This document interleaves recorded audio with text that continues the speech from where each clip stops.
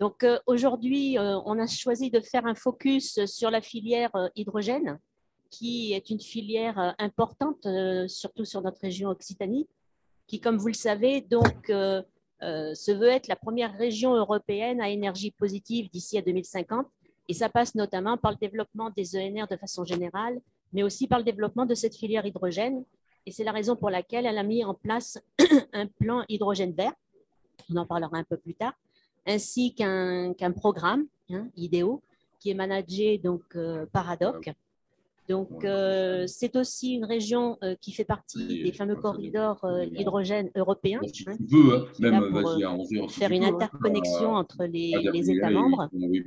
Et en termes d'actualité, vous avez dû suivre cette histoire justement en termes de corridor d'un nouveau tracé entre Barcelone et Marseille. Aux dernières nouvelles, donc, ce pipeline hydrogène devrait relier Portugal, Espagne, France jusqu'en Allemagne.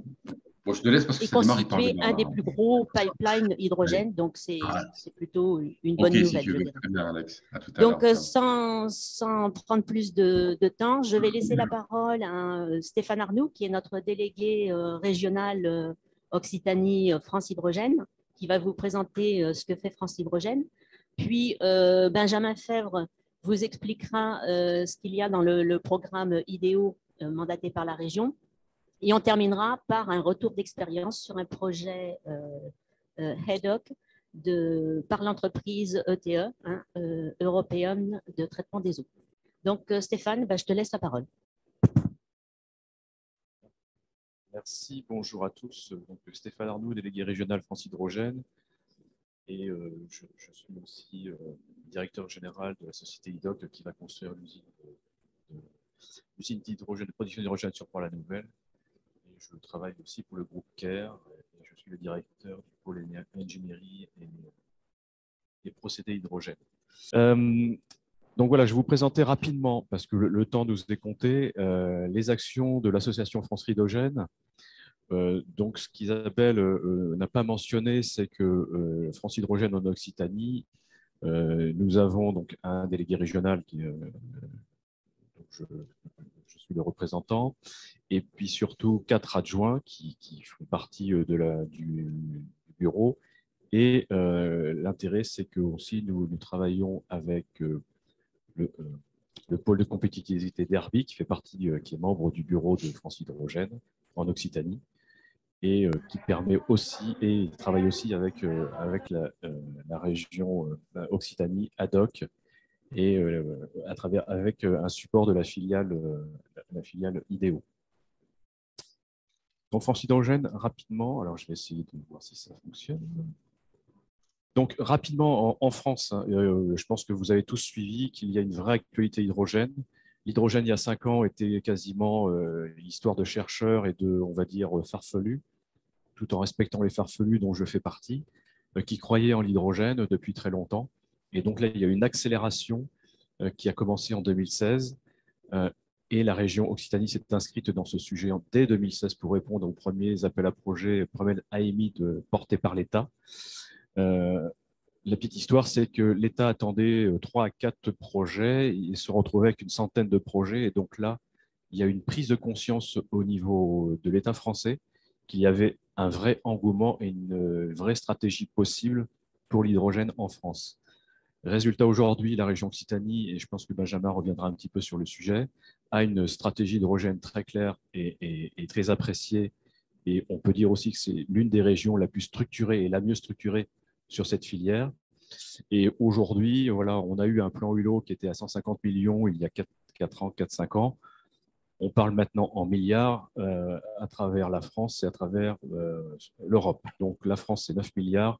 L'Europe, aujourd'hui, si on fait le cumul de tous les programmes, on doit être au-delà des 70 milliards d'euros d'investissement sur tous les secteurs. L'objectif français, c'est de pouvoir se concentrer sur le développement d'une filière de production. Donc, notre objectif en France, c'est vraiment de déployer la filière hydrogène de production et d'usage, et la production se faisant essentiellement, et c'est une décision politique, une décision européenne et française, de pousser la filière électrolyseur. Notre objectif, c'est de vraiment développer 6,5 mégawatts d'électrolyse, gigawatts d'électrolyse en France d'ici 2030. Donc, vous voyez, c'est un très grand pari sur lequel on doit accélérer très fortement et on espère que ces objectifs, on arrivera à les tenir. Donc, pour ce faire, en fait, France Hydrogène, eh bien, on est un petit peu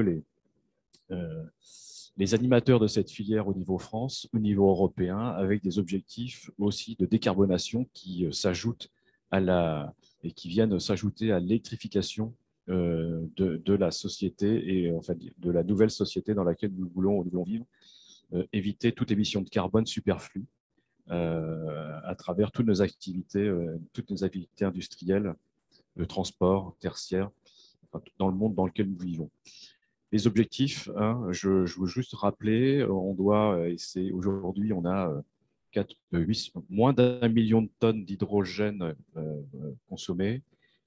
Demain, et qui est de l'hydrogène, on va dire gris, c'est-à-dire produit à partir d'énergie fossile. Notre objectif, c'est d'aller produire plus de 500 000 tonnes d'hydrogène décarboné. Et notre trajectoire devra aller bien plus vite et bien au-delà à partir de 2030. Les usages de l'hydrogène, je pense que la majorité d'entre vous ont déjà conscience ou pris connaissance de un petit peu les sujets qui sont regardés. Un des premiers vecteurs intéressants et compréhensibles, c'est vraiment l'usage mobilité. Voilà, sur lesquels on peut et on doit développer sur toute la chaîne du transport et de la mobilité des solutions utilisant de l'hydrogène. Il y a quelque temps, nous parlions que de l'hydrogène sur des piles à combustible. Aujourd'hui, l'hydrogène peut être aussi utilisé en moteur thermique. Vous voyez, il n'y a pas vraiment de restriction. L'objectif étant vraiment de supprimer toute énergie fossile et donc toute émission de CO2. Donc, les enjeux sont inscrits sur le slide. Les vraies nouveautés aujourd'hui, c'est qu'il y a un programme de décarbonation du transport, des transports intensifs, mobilité intensive à travers tous les transports routiers.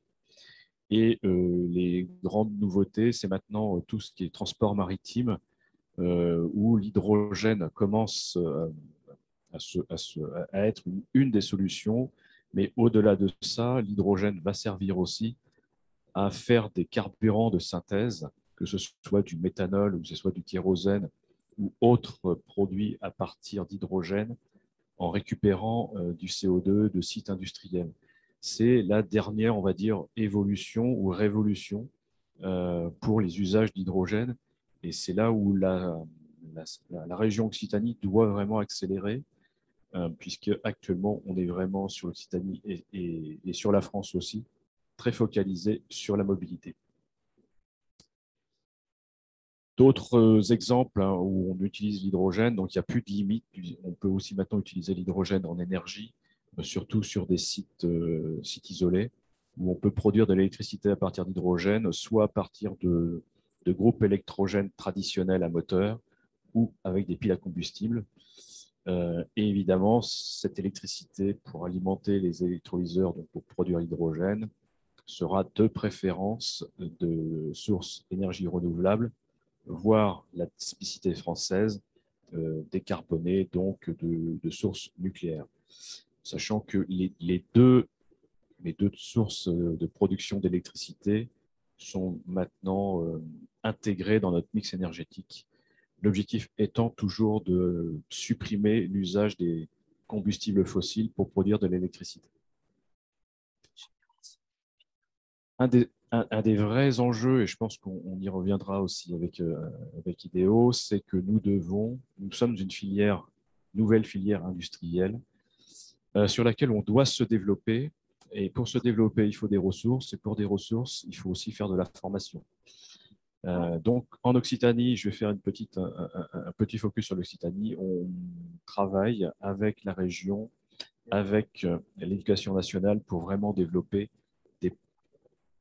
une excellence des pôles d'excellence au niveau des formations en partant du lycée jusqu'au doctorat, avec une vraie volonté de pouvoir apporter des connaissances hydrogènes sur les métiers qui ont été identifiés pouvant répondre aux besoins de la filière, de façon à ce que les employeurs que nous sommes dans le monde industriel ou ailleurs puissent avoir des salariés formés déjà ayant une connaissance de l'hydrogène.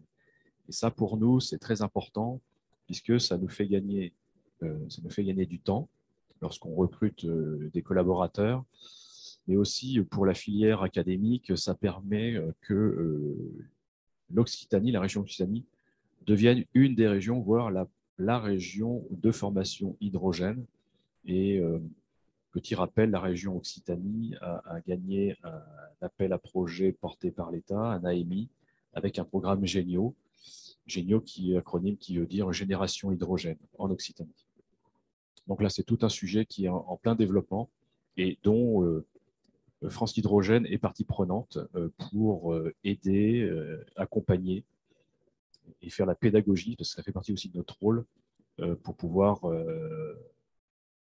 développer des compétences et des connaissances hydrogènes dans les filières académiques. Un vrai enjeu d'emploi. Et ça, je pense que c'est vraiment, ça a été aussi un des secteurs, sur le secteur des ENR, il y a une vingtaine d'années. Donc, voilà, on suit les traces de ce secteur-là. Et notre objectif, c'est d'accélérer, puisque ce qui a été fait en une vingtaine d'années, on doit le faire en moins de 5 ans. Donc, c'est le vrai challenge, mais je pense que la révolution et le contexte international nous poussent à aller de plus en plus vite. Donc, nos enjeux, j'en ai parlé, mais les enjeux, si vous voulez, on est vraiment sur un changement d'échelle.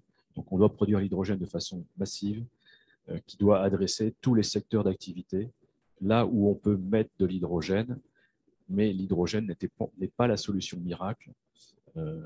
Tout ce qui n'est pas, on ne peut pas décarboner par l'électricité simplement en premier usage, l'hydrogène peut apporter des solutions. Il n'y a pas de compétition entre l'hydrogène et l'électricité sur la mobilité. Il y a juste, on va dire, des critères économiques et d'usage qui feront que l'hydrogène et l'électricité sont complémentaires et chacune des vecteurs énergétiques répondra aux besoins de chaque besoin.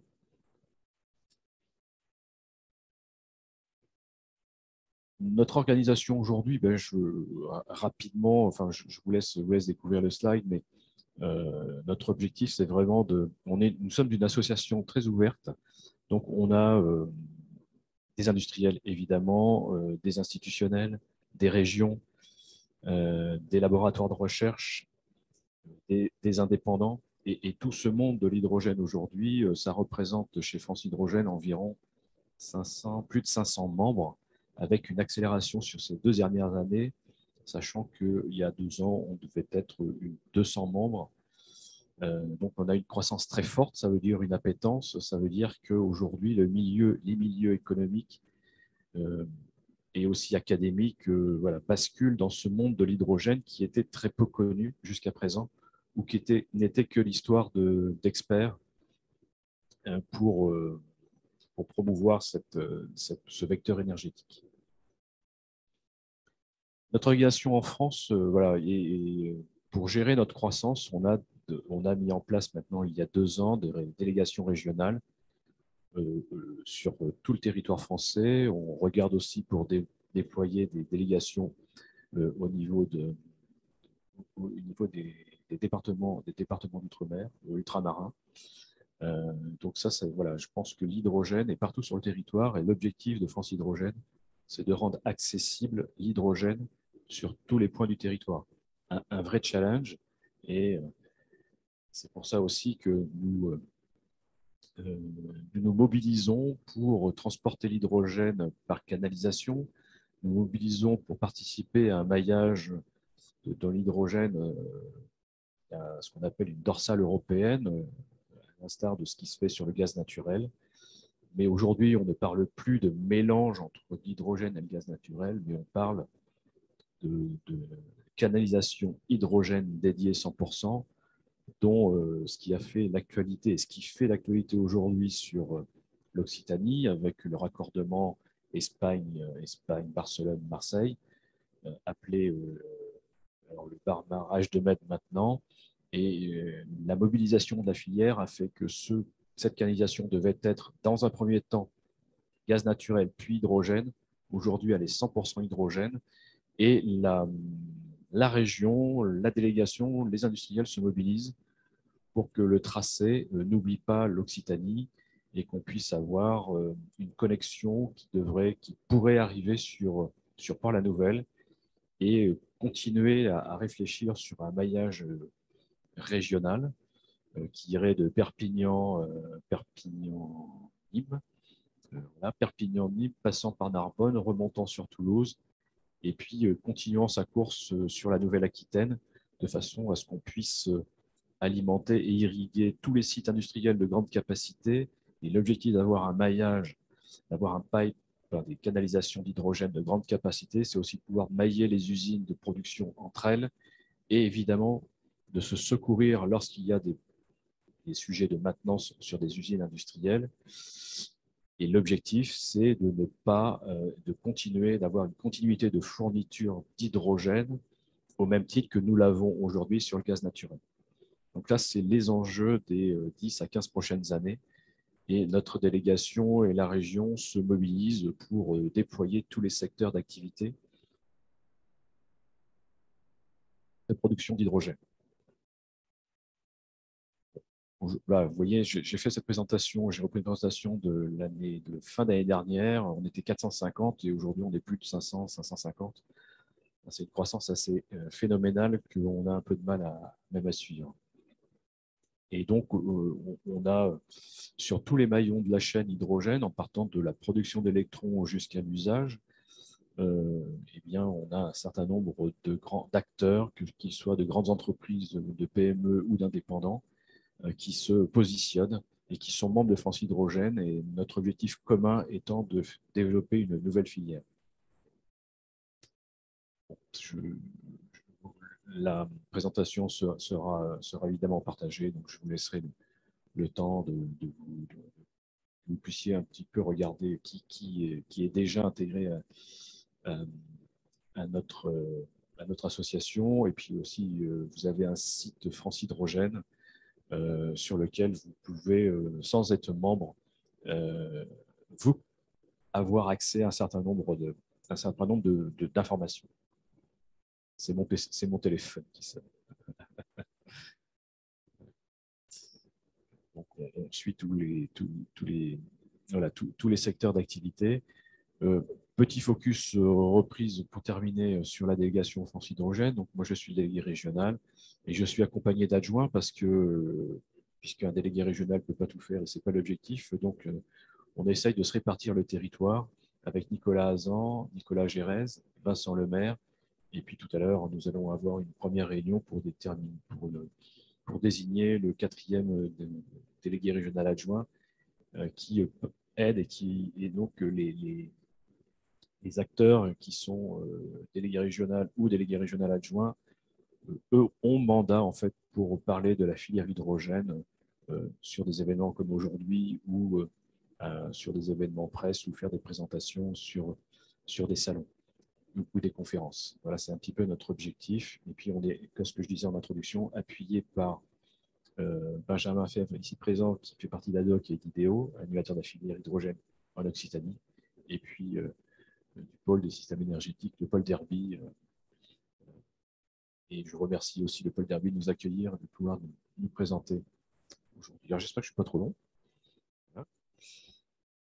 Et je pense que j'ai terminé. Alors, je vais juste repréciser peut-être le maillage du corridor. Alors, le maillage du corridor, il y a plusieurs choses. Vous avez le corridor H2 qui est porté par l'Occitanie, qui est là plutôt une action de déploiement autour du transport de marchandises. Donc, c'est décarboner les usages du transport. Donc, des camions à hydrogène pour faire simple. Et quand on parle un autre corridor qui sont les infrastructures, on parle plutôt de dorsal hydrogène, On parlait de dorsal hydrogène. Et l'objectif, c'était de déployer un maillage de canalisation en France et en Europe. Et les premières simulations, présentations qu'on a fait avec Teréga GRT Gaz montraient bien et démontraient bien que l'Occitanie devait et avait son maillage de transport d'hydrogène par canalisation. Voilà. Et puis, le Barmar, eh bien, ce que je disais, le Barmar ou H2Med, pour nous, c'est important puisque ça, on doit prouver, et c'est notre objectif, démontrer que l'Occitanie n'est pas que de la mobilité, mais aussi axée sur des usages industriels de grande capacité. Et là, il y a une filière qui est en train des nouvelles activités qui sont la production, qui sont donc la production de kérosène de synthèse ou de méthanol de synthèse à partir de CO2 émis sur des grands sites émetteurs tels que les cimenteries Lafarge, par exemple, pour ceux qui connaissent bien l'Occitanie. Mais il y a d'autres sources de CO2 sur lesquelles on pourrait capter le CO2 et réutiliser de façon à redonner une vie à ce CO2 émis et qui soit utilisé pour décarboner les transports, notamment aériens, qui est un enjeu aussi majeur de façon économique pour la région Occitanie, berceau de l'aéronautique. Les derniers, voilà, j'en ai parlé, hein, voilà, un petit peu nos actions. C'est vraiment accompagner la filière. Nous avons un rôle aussi de lobby, puisque c'est un peu l'objectif, mais pas que, l'objectif des associations professionnelles, mais pas que. On fait aussi de la pédagogie et on accompagne. Et la moindre question ou la moindre interrogation, n'hésitez pas à nous contacter pour pouvoir échanger ou nous alerter sur des sujets auxquels vous pensez que l'hydrogène peut répondre à une de vos problématiques dans vos activités. Voilà, je pense que j'en ai terminé, me semble-t-il, ça de mémoire.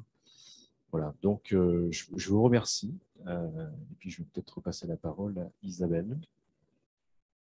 Oui, comme on a un peu de retard, je vais aussitôt passer la parole donc à Benjamin Fèvre, qui est l'animateur de ce programme IDEO. Alors, je vais essayer d'être le plus rapide possible pour laisser un temps suffisamment long à ETE pour présenter son projet qui est très intéressant et qu'on connaît bien. Si on peut pas, alors, je vais anticiper avant le partage d'écran. Donc, IDEO, Stéphane l'a très bien introduit et vous avez bien compris les enjeux autour de l'hydrogène. Tous ces enjeux au niveau national sont également valables au niveau régional. Finalement, c'est quelque chose qui a été capté. On peut, alors, j'ai la télécommande.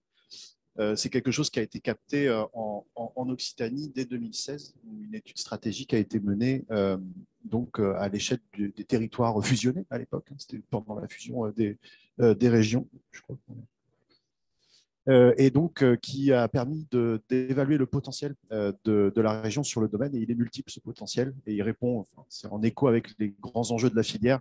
On a le potentiel pour produire un hydrogène renouvelable, étant donné qu'on est une région, et je pense que vous êtes tous très bien placés pour le savoir, qui a un très fort potentiel, je crois, une des plus importantes de France sur le potentiel renouvelable en production énergétique, et donc la possibilité de combiner ça avec une production d'hydrogène vert. Également un potentiel industriel et économique avec des acteurs à tous les niveaux, finalement, hein, start-up, industriels, académiques, qui ont des compétences, des produits, des projets, des services en lien avec l'hydrogène qui, dès 2016, étaient en train de les développer, même pour certains, les proposaient déjà. Et donc, il y avait vraiment l'idée de se saisir de ces compétences et de ces savoir-faire pour développer une véritable filière économique pourvoyeuse d'emplois. Et enfin, une diversité d'applications, une diversité d'acteurs, et finalement l'intérêt de faire du lien entre ceux-ci et de travailler finalement à une dynamique globale, pouvoir traiter de sujets transversaux. Et donc, il y avait la nécessité d'avoir un outil pour piloter ça, et c'est pour ça qu'on a créé IDEO. Donc, la création a pris quelques temps. Hein. Il a fallu recruter une personne à temps plein, c'est moi, hein. Savoir un peu travailler la gouvernance, essayer de fédérer, de mobiliser l'ensemble des partenaires. Le pôle Derby, dès le démarrage d'IDEO et puis même dès l'étude de 2016, était partie prenante. Et donc en 2018, on a lancé cet outil, ce qui a fait de la région Occitanie la première région de France à se doter d'une stratégie globale qui va traiter tantôt du développement économique, académique, également déploiement des solutions hydrogène et vraiment l'impulsion de projets. Donc, vraiment une stratégie qui se veut globale. 2019, si on suit la frise chronologique, c'est le lancement du plan hydrogène vert Occitanie. Je reviendrai plus en détail tout à l'heure, mais 150 millions d'euros sur 10 ans pour soutenir vraiment la filière. Stéphane l'a dit tout à l'heure, à l'époque, il y avait un plan national de 100 millions d'euros. On a mis un bon coup de pied dans la fourmilière pour essayer de faire bouger les choses, montrer que les régions avaient un rôle important à jouer autour de cette filière. Et aujourd'hui, toutes les régions sont dotées d'une feuille de route, avec ou sans budget, mais en tout cas avec des objectifs ambitieux et sur un modèle proche de celui qu'on a défendu dès 2019. Des projets structurants qui ensuite se sont mis en place avec le corridor hydrogène, on en a parlé tout à l'heure, pour la décarbonation notamment des camions et du transport frigorifique. Ici, on est à Perpignan, c'est une activité particulièrement prégnante. La création d'un pôle de recherche qui réunit plus de 20 laboratoires en région Occitanie et partout en région, c'est important de le préciser, avec des compétences à Perpignan, à Montpellier, à Toulouse, à Narbonne, à Albi également, à Tarbes.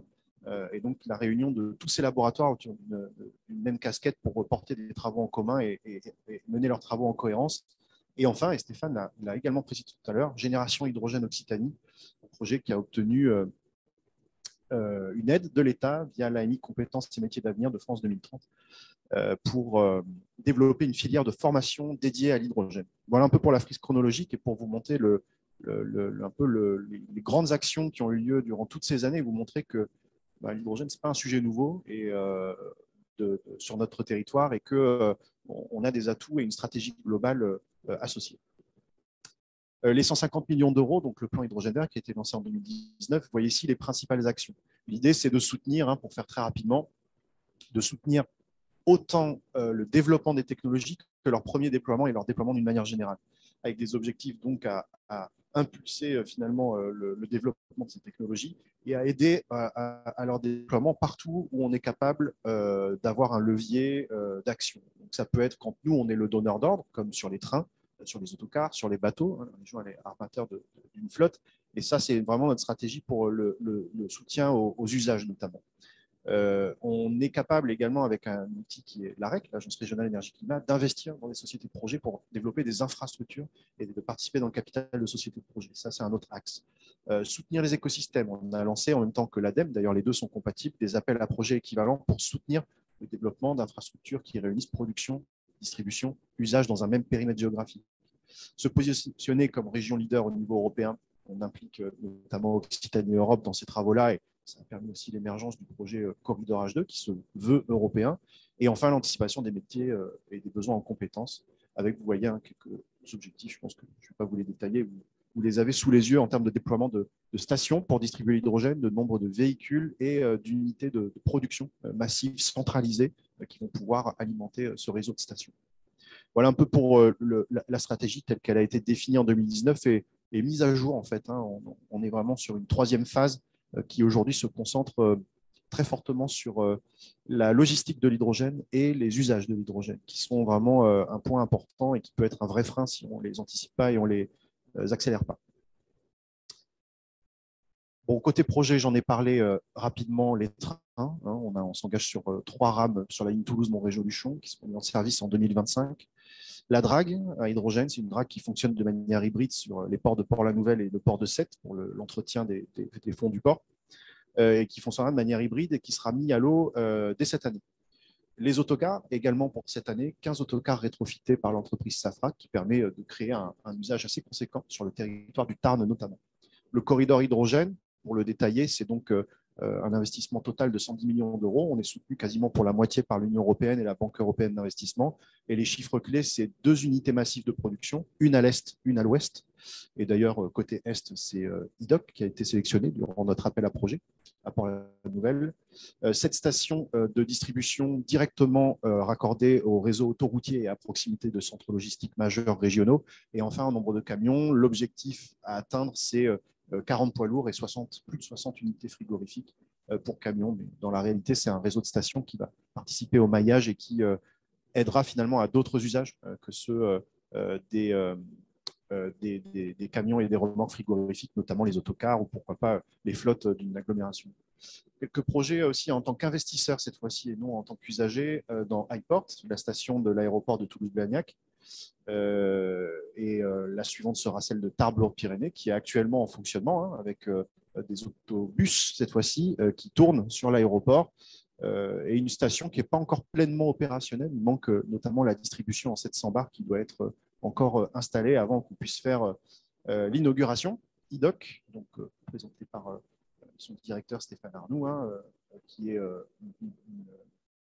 un actionnariat, donc CARE et AREC, pour la production à Port-la-Nouvelle massive, cette fois-ci, d'hydrogène. On parle d'une infrastructure 20 fois en capacité de production, 20 fois supérieure à ce qui peut se faire sur e-port, où on a 1 mégawatt installé, là on est plutôt sur du 20 côté de Port-la-Nouvelle. Investisseur également dans Genvia, donc dans la joint venture qui réunit Schlumberger, le CEA, pour fabriquer et industrialiser des électrolyseurs à haute température, une technologie prometteuse, et également investisseur dans un techno-campus hydrogène sur le secteur de Francazal à Toulouse, avec la réunion de plusieurs laboratoires et la création d'un centre européen majeur de l'hydrogène. Une idée là, du maillage de stations tel qu'il sera, alors celle que vous voyez ici, il y a des petites dates qui sont adossées, mais en gros, partir du principe qu'en 2025, ce petit réseau sera opérationnel. Alors, elles sont de plus ou moins grande taille, mais c'est au moins un moyen, et je pense que les diapos vous seront partagés, d'avoir une idée de quel projet se situe où et qui sont les parties prenantes. C'est toujours intéressant de l'avoir en tête. Également, et j'ai fait, tout comme Stéphane, à l'échelle de France Hydrogène, à l'échelle d'IDEO, une répartition sur la chaîne de valeur avec, bon, les chiffres ne sont pas tout à fait bons parce qu'ils datent de 2021. En réalité, on a dépassé la centaine de structures qui proposent dès aujourd'hui un produit, un service directement lié à l'hydrogène. Alors, ça peut être des personnes qui développent des technologies sur la chaîne de valeur industrielle, ceux qui vont les déployer et produire, consommer, distribuer cet hydrogène sur la chaîne de valeur énergie, et enfin ceux qui vont proposer des services et supports en lien direct avec l'énergie. Et sans oublier, et c'est ma dernière diapositive, la filière académique, donc les laboratoires, ce que je disais tout à l'heure, qui sont réunis autour du pôle de recherche Rio, avec plus de 20 établissements d'enseignement supérieur, 30 laboratoires, ça représente 130 chercheurs, plus de 200 thèses soutenues en 10 ans, c'est vous dire si on a une expertise poussée dans le domaine, et des moyens d'essai conséquents qui permettent de traiter finalement de tous les sujets de l'hydrogène. Production, conversion, usage, sécurité, acceptabilité. Voilà, il y a vraiment un panel de savoir-faire et de compétences qui est assez complet. Voilà pour ma présentation. J'espère que j'étais assez bref. Puis évidemment, on est ouvert à tout échange si vous êtes intéressé par le sujet. Merci Benjamin. Je pense que ça a été assez concis. Est-ce qu'il y a des questions?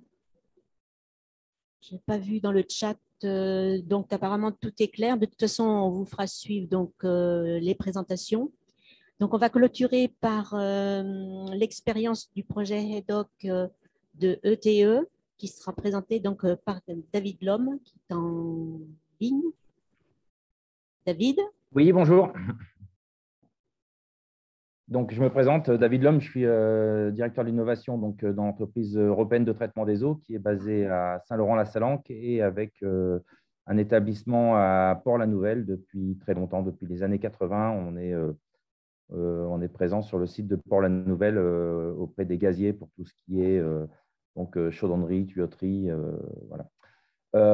Donc, je vais vous présenter rapidement un programme sur lequel qui nous a paru nous logique dans l'évolution stratégique de l'entreprise, donc qui concerne en fait la retransformation de l'ammoniac en H2 pur. Voilà, on peut peut-être passer à la slide suivante. Donc, on est dans la chaîne de valeur de la production d'hydrogène vert. Et alors, historiquement, ce qui nous a amené à nous intéresser très fortement à cette nouvelle filière pour nous, c'est que d'abord, on est donc sur la filière oil and gas initialement, et donc très naturellement, la transition pour nous devait se faire. Notre implantation sur le site de Port-la-Nouvelle, et puis donc une forte compétence en interne sur l'axe R&D, sur l'utilisation et la conception d'électrodes pour produire du désinfectant, enfin de l'eau à usage industriel ou potable. Donc voilà, on a une forte compétence sur ces questions-là. Et donc, l'ensemble de ces points nous a amené à réfléchir, il y a maintenant un petit depuis peu de temps, c'était il y a peut-être déjà 4 ou 5 ans, à cette question-là, mais avec énormément de questions sur la pertinence d'aller dans cette voie à l'époque. Et donc, on a été accompagné par donc, tout le réseau d'Occitanie de l'innovation, en particulier Benjamin Febvre sur ce dossier, et qui nous a amené donc à déposer et donc à obtenir un financement Redinov en juin de l'année dernière. Je vous laisse passer la diapo suivante. Bon, ETE, c'est une structure modeste. On est une trentaine de personnes, on a une activité à l'international, mais bon, voilà, c'est un chiffre d'affaires autour de 5 millions d'euros. Ce n'est pas non plus une grosse structure. Mais voilà, avec trois domaines d'activité, la chaudronnerie, j'en ai parlé, tuyauterie, le traitement de l'eau pour les piscines collectives, et puis un département R&D qui se consacre essentiellement au développement d'un dispositif qui est breveté au niveau international, qui s'appelle l'Active H2O, qui est très connu en région et qui a obtenu plusieurs prix de l'innovation. Je laisse passer la diapositive suivante. Alors, un point essentiel qui nous a amené à nous pencher, enfin, à opérer cette transition vers l'hydrogène, c'est notre partenariat avec l'Institut européen des membranes, qui fait partie du réseau qui a été évoqué précédemment, le RIO. Et donc, notre connaissance des chercheurs, notre relation assez très forte avec l'IEM depuis très longtemps sur le volet traitement de l'eau, électrode, électrolyse. Là, on a travaillé sur ce dossier avec une équipe qu'on connaissait moins, donc qui est pilotée par le professeur Humid Demirci, voilà, qui est très, très impliqué au niveau institutionnel, au niveau R&D, au niveau national, sur les questions de l'hydrogène. Voilà, on peut passer à la diapositive suivante. Donc, bon, c'est des points que j'ai déjà évoqués. Les points forts du partenariat, le partenariat avec le laboratoire, avec l'IUM, est évidemment essentiel pour nous dans ce projet. C'est un projet extrêmement structurant pour ETE, puisque ça nous positionne sur cette filière qui est essentielle maintenant. Et voilà, on peut passer à la diapositive suivante. Alors, je ne m'étends pas trop sur le procédé lui-même parce qu'il reste encore un peu confidentiel et les brevets sont en cours d'élaboration. Concrètement, pour nous, il s'agissait donc de s'intéresser à nos compétences nous ont amenés à nous pencher sur cette question, mais il s'agissait de savoir si c'était pertinent. À l'époque, il y a 4 ou 5 ans, quand on a commencé à réfléchir à ce dossier, il n'était pas du tout évident, à notre échelle, à notre niveau, et voilà, on n'était pas impliqué plus que ça dans l'écosystème de la filière hydrogène. C'était très difficile. On a mis beaucoup de temps à comprendre la pertinence de travailler sur la reconversion de l'ammoniac en hydrogène. Aujourd'hui, en 2023, je pense que Stéphane Arnoux ne me contredira pas. Il apparaît évident qu'à l'échelle mondiale, le vecteur ammoniac est essentiel pour le transport, le stockage et le transport de l'hydrogène. Et donc, avec nos compétences et notre positionnement, il apparaît aujourd'hui évident pour nous que c'était une transition évidente que de travailler sur l'électrolyse de l'ammoniac. C'est donc un programme qui n'a pu se faire qu'avec du fait de notre partenariat également donc avec l'IEM, puisque nous, le procédé qu'on propose comprend 2 briques. Donc, une brique d'électrolyse à température et pression ambiante de l'ammoniac pour récupérer donc, de l'hydrogène. Et après, se pose la question de sa purification, puisqu'il s'agit de les seuils à respecter donc en termes de pureté, vis-à-vis de l'ammoniac résiduel dans l'hydrogène, ce sont donc de l'ordre de 0,1 ppm. Et donc là, c'est la deuxième brique qui concerne l'IEM qui, par procédé membranaire, va pouvoir, élabore donc la phase de purification de cet hydrogène. J'indique sur cette diapo que la phase amont avant dépôt du dossier a été de 18 mois, mais en fait, elle était plus que ça, comme je viens de vous l'indiquer, parce qu'on manquait vraiment d'informations. Ça paraît un peu bizarre de dire ça aujourd'hui, mais c'était le cas. Et quand je dis qu'on manquait d'informations, ce n'est pas seulement ETE, hein, c'est ETE et les gens qui nous ont accompagnés. Donc, on a fini par monter un dossier. Ça nous a pris à peu près 6 mois pour monter le dossier donc, pour le Redinov, accompagné donc, par Derby, une labellisation Derby. Le projet est de l'ordre de 1 million d'euros. Ça a duré 3 ans. Voilà, on a donc eu une aide de la région qui est de l'ordre de 220 KE pour ETE et également pour l'IEM. Quand on parle, là, je parle de niveau de maturité de départ et de fin de programme. On est sur ce qu'on est capable de faire à l'échelle du laboratoire. C'est-à-dire qu'effectivement, on sait qu'on arrivera à produire de l'hydrogène pur à partir des compétences dont on dispose aujourd'hui, de la maturité des produits et l'état de la recherche aujourd'hui. Donc là, on vise, dans le cadre du programme, on vise à court terme la capacité de montrer qu'on est capable de produire de l'hydrogène vert et pur à partir de l'ammoniac, avec une production sur la paillasse de l'ordre de 1 kg par jour, ce qui est absolument ridicule. Mais on travaille en parallèle au changement d'échelle. Et donc, aujourd'hui, on s'engage on espère pouvoir montrer qu'on est capable d'aller à la tonne jour, sachant que ce qui nous a été indiqué pour que ce procédé soit performant, ça serait plutôt d'aller vers des niveaux de production qui sont de l'ordre de 10 à 100 tonnes jour. Donc, évidemment qu'on est très loin de tout ça. Et évidemment que ce n'est pas ETE tout seul qui va pouvoir franchir ces seuils. Et donc, un des enjeux pour nous, et c'est ce qui est intéressant avec ce type d'événement que vous proposez, c'est évidemment de commencer à initier des discussions avec des industriels pour ce changement d'échelle et pour commencer à élaborer des partenariats. C'est un peu tôt pour nous pour en parler parce qu'on est vraiment au début du programme, mais c'est ce à quoi on va s'atteler en 2023. Voilà, et évidemment qu'on compte beaucoup sur le réseau France Hydrogène, auquel on n'adhère pas encore, mais ça ne saurait tarder. Voilà, je ne sais plus s'il y a une autre diapo derrière, je ne crois pas.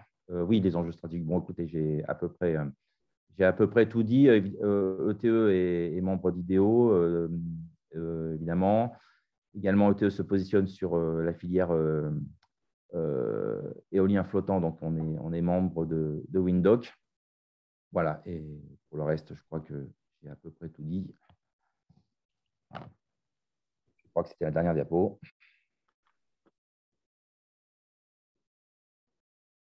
Bien, je vous remercie. Voilà, donc il y a David. des questions, je suis à votre disposition. À ma connaissance, je ne vois pas dans le chat de questions. Si? Donc, tu peux les montrer, s'il te plaît? Donc, la fin du programme. Alors, le programme, c'est un programme qu'on a mis sur 3 ans, qui a débuté l'été dernier. Voilà. Alors, pour la question qui concerne la consommation, alors je vais pas, j'ai les chiffres sous les yeux, hein, j'ai les tableaux, mais pour l'instant, on ne va pas trop communiquer sur ce volet-là. On peut le communiquer avec la personne qui s'intéresse de façon un peu plus confidentielle. On préfère rester un peu discret sur le procédé pour l'instant. Pas d'autres questions? Non. Bon. Donc, comme on vous l'a dit, donc, vous recevrez donc, les différentes présentations. Si vous avez des questions plus précises, le pôle se tient à votre disposition. On pourra se faire l'intermédiaire par rapport aux différents intervenants. Comme on vient de le voir et comme on l'avait dit déjà en introduction, on voit que cette filière hydrogène est très dynamique sur la région Occitanie.